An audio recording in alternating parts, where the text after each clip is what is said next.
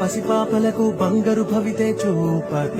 ఒక అమ్మ ఒడిలా నువ్వే మమదే పంచినావుగా బ్రతుకంతా బరువైపోయి అలసిన అవ్వ తాతకు ఇదిగో నేనున్నానంటూ చెయ్యందిస్తున్నావుగా హారే చూపే ఆలోచన ఆకలి తీర్చే నీ ఆదరణ అందరి కోసం నీలో తపన ఆగనిదంట ఏదేమైనా ఎన్నో ఏళ్ల కన్నీ